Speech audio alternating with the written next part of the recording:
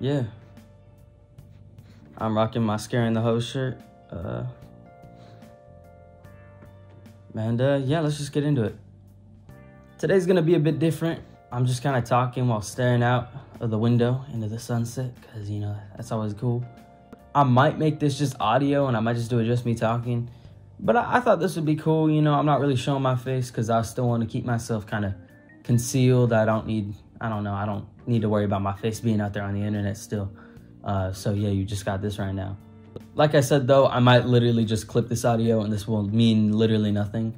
I might even clip this part out if I just do audio, but, you know, here we go.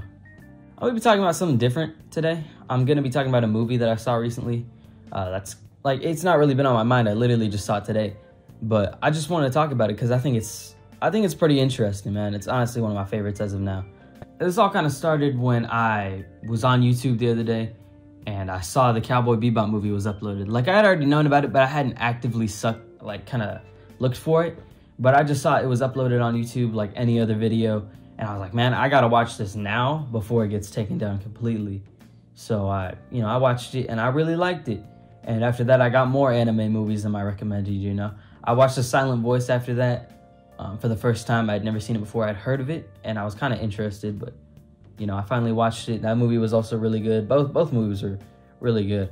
And then the next day, or yesterday, rather, I was looking for more, and I watched this one movie. It was called Your Name. It wasn't nearly as good, but it was still quality. I still liked it, you know. But the day I watched, like, the Cowboy Bebop movie and Silent Voice, and I remember when I was looking for movies on YouTube specifically, which I don't know if that's going to get me taken down or not for saying that, but I saw this one thing, you know, like when you search stuff up, shorts pop up now. So one of them, it was like this top 5 90s anime movies. And there was like Ghost in a Shell, which was already on my radar. And I was like, oh yeah, I got to watch that too. I think there was some Ghibli stuff. I might be completely off. There was End of Evangelion, or Evangelion, however you want to say it, man. I can't pronounce it still. And I forgot the other two, but there was this one movie called Perfect Blue. And just the way this guy described it within like 10, 15 seconds, I was completely sold on it, man. I wanted to watch it, and I did today. And to be honest with you, it's probably one of my favorite movies ever. I think either this or Spider-Verse is my favorite animated movie, just in general, man. Now, I'm going to spoil this movie. I'm kind of just going to be going over like what I like about it. Just because I want to talk about it, man. And to be honest with you, I was going to record a tier list right now, but this has just been on my mind, and I'm like, man, I got to talk about this movie. So, you know, here we are. This movie's about a pop star who was in like a group with 2 other people, and she wants to like switch from being a pop star to going into like acting and stuff. And that's basically like the general thing, but I don't know how to describe it without like spoiling it, because the way it's described by like, oh, you look at the Wikipedia article, it is completely like different from what happens. Like, you read like the first few sentences, you do not get what you get in this movie, you know? It's just completely different, you know? I feel like the best way to summarize this movie would be saying like a pop star switches into acting and then starts getting like these weird visions. That's literally like the only way I could describe it, man. And just the way things go down in this movie, the way it's all written, the way everything flows into each other, it is just like, it's such a, man, I don't know how else to describe it, man, but it's such a mind, like, it's such a, just like, what is going on, man? Especially like in those last like 30, 40 minutes. And like, there's a lot of buildup at that point, you know, you're kind of like, what's going on? Stuff's happening, but it's slowly egging you on to the point where like, it just all comes like together at that last like 40, 30 minutes mark. It's not like a twist where, oh, this clicked, oh my God, this is all falling into place. It's just like, it's like it starts like a straight line for like the first 20 minutes, you know, it's going, 30 minutes, you know, it's kind of getting a little wobbly, 40 minutes wobbly. And then by like that 50-minute mark, it's just going like, it's waves over there, man. Like, there's a bunch of stuff going on. This movie is definitely not for everyone. Like, if you are always asking questions, it's definitely not for you. Like, I've watched movies with people, and they're like, what happens next? I don't know. I've never seen the movie before. And they're, like, looking things up on their phone. I'm like, dude, what is going on, bro? Like, just watch the movie. This is one of those movies where you just let it flow. Like, you just gotta let things happen, man. Because if you're gonna be like, what happened there? And you're just like stuck up on that, you're gonna like completely ruin it for yourself. You might rush to watch one of those ending explained videos when you're done with the movie. Personally though, I've completely avoided those. Because just the way I've been thinking about this movie is like, how was this like seeing it back in the 90s, you know? 'Cause I'm pretty sure this was 96. And just like, imagine like watching this back in the 90s. You didn't know what happened after that. Like, you had to come up with things yourself. And of course, there are different interpretations, you know, if the algorithm treats me nicely and people like the video, you know, there are probably gonna be interpretations in the comments, and that's perfectly fine. Personally though, I don't really have an interpretation about this movie. There might be some deeper meaning to the imagery or just like what's going on here. And I do pick up on those tones, you know, I'll go into them maybe a little later. But I feel like if we're just trying to piece things together too much, we're kind of ruining the movie. At least that's how I feel. Because like to me, it just feels like a movie where just a bunch of stuff happens, man. And to be honest with you, those are some of my favorite kinds of movies. Like Hereditary, End of Evangelion, like I said from earlier. That movie is just like, what is going on? Central Station right there. This one's a little more linear, but like Taxi Driver, I like that movie a lot, man. And while I love like linear stories, you know, like Spider-Verse, like a Reservoir Dogs, I guess. Like a Coraline, like a freaking Roderick Rules. I like linear, simple stories that I could digest. I love the movies that just completely play with your head and just they like chew you up and they spit you out at the end, man. And you just have to like, just live with it, you know? There are naturally going to be people that want to come up with their own conclusions, want the endings explained. But to me, I feel like this movie is just, I feel like movies like the ones that I described are just so perfect to sit with, you know? And while Hereditary came out in the more modern time, I think it came out in like 2016, 2018. I think 2018. The other movies, they, you know, like if you saw it back then, you didn't have people to like talk to it about unless you like went with someone or some people that, you know, saw it. And that's kind of how I'm treating this movie. That was kind of a digression, but you know, I just kind of want to talk about it. You know, this is going to be a very loose video. I'm just going to call it like Perfect Blue movie ranting and stuff, or just like call it movie rant. And then I'll put like in captions Perfect Blue or whatever. But let's talk about the movie, man. Spoilers. Let's go in. This movie starts a little weak for me. I'm not going to lie. I was a little like hesitant at first. You know, I was kind of like, I think it was especially because I was watching the dub. I probably should have just watched the subtitles, man. I was trying to find the subtitles, but I couldn't find a version with that. But like the voice acting wasn't the best, like especially like the guys arguing at the beginning. I was definitely not sold. I was like, man, is the voice acting gonna completely kill this for me? By the end though, I say like it was kind of an issue, but it didn't fully take away from the movie, you know? I also feel like the first 20-30 minutes, it does just kind of feel like a little bit of buildup. You know, I'm not the biggest movie expert, so I can't really say that. But it kind of feels like it's just kind of setting things up, you know, introducing you to things. Like the creepy, weird guy that has the strange face. How, what's her name again? Mima. Yeah, just like how she's switching from like, oh, the pop star to the actress. Everyone's kind of talking about it. It's kind of like a big thing. And just like how she's transitioning to like job to job. You know, it's kind of building up. And then, of course, you have the introduction of her pop idol and like the mirror or whatever. I feel like it's kind of forcing us into this world. Like I said, the movie kind of chews you, like it kind of just swallows you whole and spits you out. And I appreciate that, but I feel like it's not really, I don't know, I feel like it's not pulling me in immediately, you know? It's a bit of a slow burn at the beginning, if that makes sense. I don't really know how else to describe it.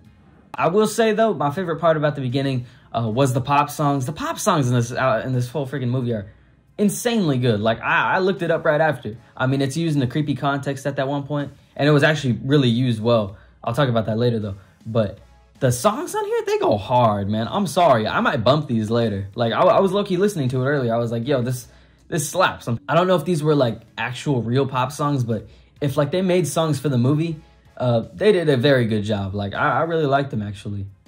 I low-key wish, like, Cham had an album out. I'm pretty sure that's what it was, Cham. I wish they, like, made an album to go with the movie. I swear, man, I'm pretty sure this movie wasn't that successful back in the day. But if it was, I really wish, man, if they made an album of just, like, Cham songs, that'd be crazy. I'm sorry. It would go insanely hard. Then in the middle is kind of where it goes from being, like, weird kind of movie. Like, you got the exploding envelope, you know, you got some stuff going on. I'm pretty sure, like, the other guy gets murdered, like, in the parking lot. and like in the elevator, you know, I'm pretty sure that happens somewhere in like the middle. And then it just starts transitioning into this beast. And around the middle is when Mima gets like the scene in the show. I had to skip around that scene, man. I'm sorry. Like, I thought it wouldn't, like, they wouldn't go that far, but then they really go that far. Like, hold on, I should have said this at the beginning. I might clip this in. I might make a pinned comment saying, like, if you want to watch this movie, please, if you are sensitive to, like, graphic, just, I don't know, graphic sexual violence, I don't know what that's going to do to me in the algorithm, but, like, if you are sensitive to that, avoid this movie completely. It is, like, that scene is just, like, I was like, man, I can't watch this. I didn't want to watch it. I skipped around it. I was like, dude, is there more? And it kept going. I was like, get me away from this, man. Super uncomfortable, man. And, like, that's when it completely goes 180 from being, like, you know, weird stuff's going on to being, like, straight up, this is a complete, like, my brain just got torn out of my head and flipped around, you know? That's when the lines start, like, blurring together. Because Mima, she's living a life of, like, oh, you know, I'm changing jobs, this and that, you know? Oh, I see this weird version of myself in the mirrors or, like, just around me. And she's saying that she's the real version of myself. You got the creepy guy that kind of appears every so often. Like I said, there's, like, been attacks. There's been violence against, like, the TV producers or whatever. But this is when things get blurry, man. This is when it kicks into, like, full gear. This is when that build-up at the beginning, it just all pays off completely. And I just need to applaud, like, whoever made this movie, man. You're a freaking genius, dude. Because you just start playing with my head. Like, after that, you're just playing with my head. And it's just a complete, like, it's such an adventure, man. Like, you got the scene where Mima, she's talking to the therapist, or, like, the lady. And you think, I thought she was, like, a therapist or something. And they're, like, outside for some reason. And she's, like, describing her current situation. And then all of a sudden, cut, it's the freaking TV show she's in. Like, what? Dude, I was like, no way, man. And that's when you start realizing, like, is this real? Is this fake? Like, what's going on here? And then you got the scene later. This is when I'm just ranting right now. This is a complete rant. I'm just going to call it freaking Perfect Blue, weird movie rant, you know? But this is when you, like, get that scene where she's saying, my name is Mima, and I'm a J-pop star, or, I mean, I'm an actress or whatever. And then, like, they do the scene twice, and one's, like, I guess for the show, or maybe one's not for the, oh, my God, bro. I'm just going on, but, like, this is what's been in my head. This is a complete rant, but I'm okay with it, you know? That's why I like these kinds of movies, because it's just, you just think about it, and you're like, what was going on, you know? Then you get the scenes where she, like, falls into the bed, and then, like, something happens, and then she falls back into the bed again, and it's like, what is going on? And then you got the whole scene where freaking creepy guy over here who's being told by, I forgot about the whole Mima website. I'm gonna be honest with you, that was one of my least favorite parts of the movie. I thought that, like, I think that's interesting, I guess, but, like, the fact that he has, like, the weird version of herself talking to him, I felt like that was a bit much. Like, maybe, I guess it kind of makes sense, you know, he has this, like, oh, the real version, the correct person that he's following. But I don't know, I just feel like that was, like, kind of unnecessary. I feel like as a character, he could have been fleshed out more, opposed to him just kind of being a creepy fan that thinks he knows what's best for his, you know, like, idol or whatever. And let's talk about, like, idol Mima. Because I'm gonna be honest with you, she was creepy, man. Like, I thought, like, oh, she wouldn't be that creepy, you know? She's in this goofy little, you know, outfit. And, like, her really, like, floaty, like, behavior, it was off-putting, you know? And there's so many scenes where, like, real Mima, I think at least, is chasing the ghost one, and, like, people are, like, just, like, getting pushed around, and it's like, what do they see, you know? There's so many things in this movie, man, and I just love it. I love it.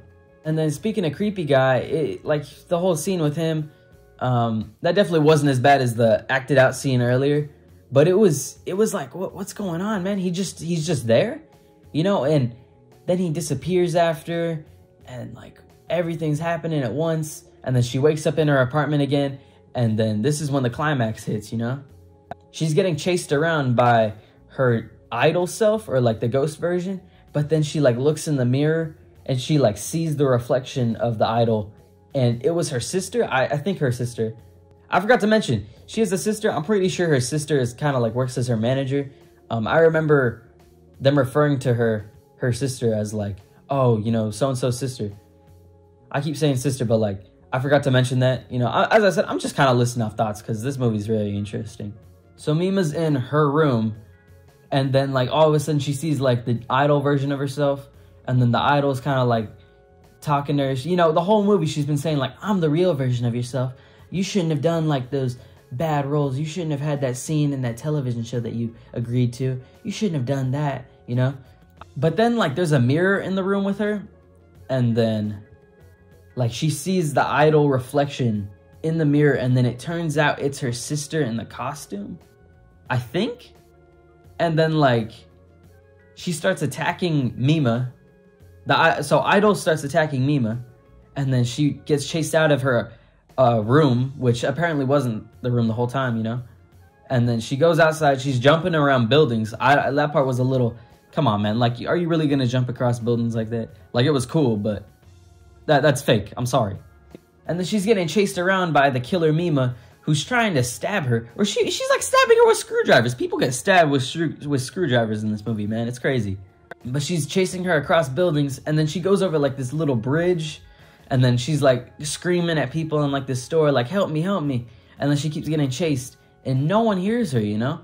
She falls, Mima's chasing her, or the idol's chasing her, and just down the street, cars are driving by, and she's all like, help. I think she got stabbed at that point. She's bleeding, and then I forgot. Man, I'm a very forgetful person.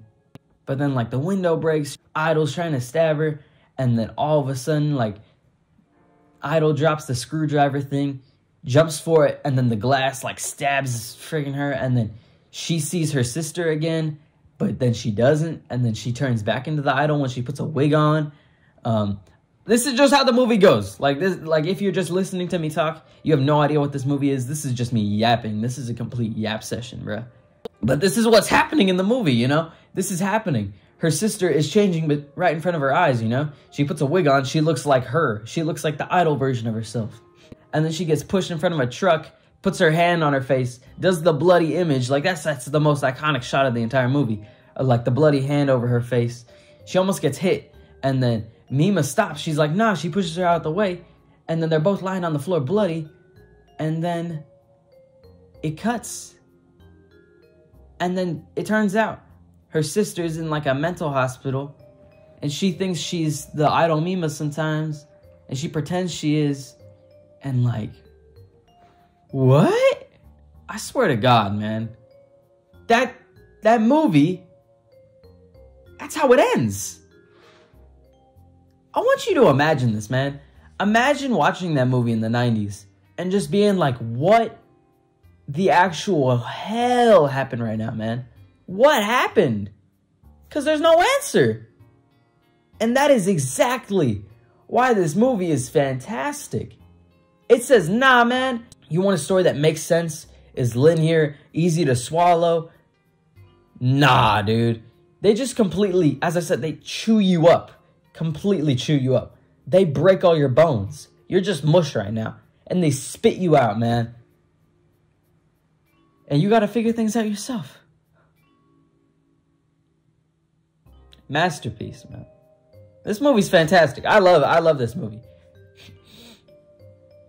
This is easy like a top 10, top 5 movie of all time for me. Easily one of my favorite animated movies ever. This is the kind of movie I live for, man. I've been watching a lot of bad movies lately. It's because I'm searching for ones that are disturbing, man. I want ones that just like shake me, you know, but they're not trying too hard. That's why I don't like a lot of horror movies too, is because, you know, they're jump scary. They're trying too hard, you know? Watch The Babadook, man. That movie was so boring. It was not scary, dude. It was not scary. There was no, like, what's going on?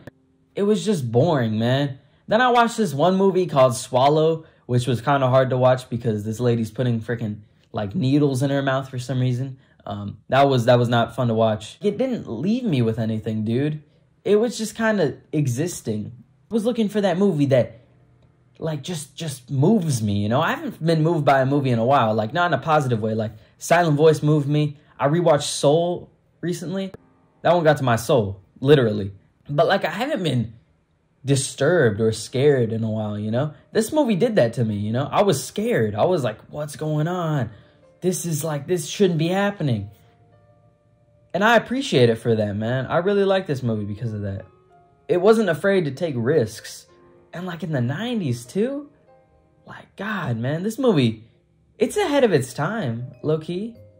I'm not that well-versed in like 90s like anime movies or like the existential 90s stuff, you know? I've watched like Evangelion and whatnot, but like I haven't watched like horror movies from the 90s that are anime-centric, you know? So if you got one, if you made it this far in the rant, and, you know, you have a recommendation, you know, like, oh, this movie's kind of like this one. It's really weird, existential, you know. Definitely throw me a rec in the comments, man, because I crave this kind of stuff, man. And I'm honestly just really glad I watched it. Yeah, if you made it this far in the video, I applaud you because you listened to me freaking rant my freaking butt off, dude. Because I didn't expect this to be this long. I'm recording right now. It says it's at 34 minutes. Yeah, I have no idea how I got there. So yeah, I wasn't gonna talk about music this week, sadly. I kind of want to talk about other things too, you know. I've been, ever since Raven left that comment saying do what you like, I'm kind of like, you know, you're right, and I should probably make a tier list, but like, I don't really want to, and I want to talk about things that I like. And to be honest with you, I'm not really in the mood to record one. I might record one tomorrow. I might put it out a little later, you know, but we'll see. I just wanted to talk about something that's been on my mind as of today, and I'm glad I did. I've been thinking about starting a Letterboxd because, like, this movie specifically, I was just like, man, I want to talk more about movies on the channel, you know? If I ever start rating movies, though, this is an easy 10. Easy 10 for me. Despite its flaws, man, this movie just goes hard. Sun's gone down. I started this one like the sun was out, and it was perfectly shining through the window.